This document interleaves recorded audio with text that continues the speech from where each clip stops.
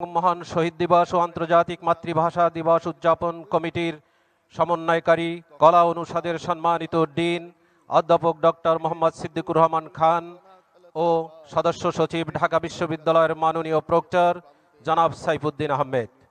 উপস্থিত রয়েছেন ঢাকা বিশ্ববিদ্যালয়ের মাননীয় প্রো উপাচার্য প্রশাসন অধ্যাপক ডক্টর সাইমা হক বিদিশা, মাননীয় প্রো উপাচার্য শিক্ষা অধ্যাপক ডক্টর মামুন আহমেদ, মাননীয় কোষাধ্যক্ষ অধ্যাপক ডক্টর মোহাম্মদ জাহাঙ্গীর আলম চৌধুরী, উদযাপন কমিটির যুগ্ম সমন্বয়কারী বিজ্ঞান অনুষদের সম্মানিত ডিন অধ্যাপক ডক্টর আব্দুস সালাম ও ফার্মাসি অনুষদের সম্মানিত ডিন অধ্যাপক ডক্টর মোহাম্মদ সেলিম রেজা এবং ঢাকা বিশ্ববিদ্যালয়ের রেজিস্ট্রার মুন্সি শামসুদ্দিন আহমেদ।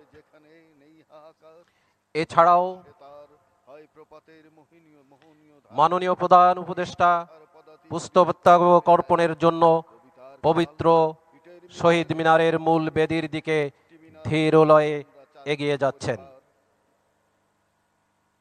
বেহেলার সুরে রাঙা হৃদয়ের বর্ণ লেখায় পলাশের আর রামধনুকের গভীর চোখের তারাই তারাই দ্বীপ হয়ে ভাসে যাদের জীবন।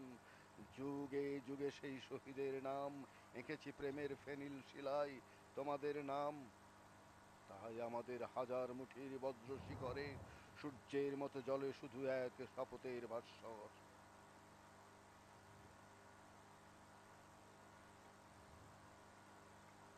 আমার মায়ের সোনার নোলক,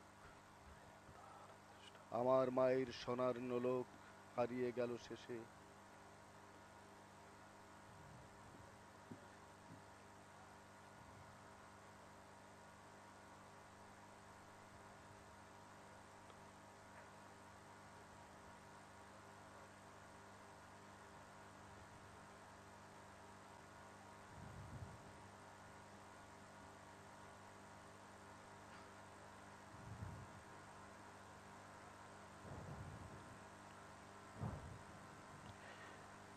মাননীয় প্রধান উপদেষ্টা শহীদ মিনারের মূল বেদিতে পুষ্পস্তবক অর্পণ করলেন এবং নীরবে দাঁড়িয়ে থেকে ভাষা শহীদদের প্রতি শ্রদ্ধা জানাচ্ছেন।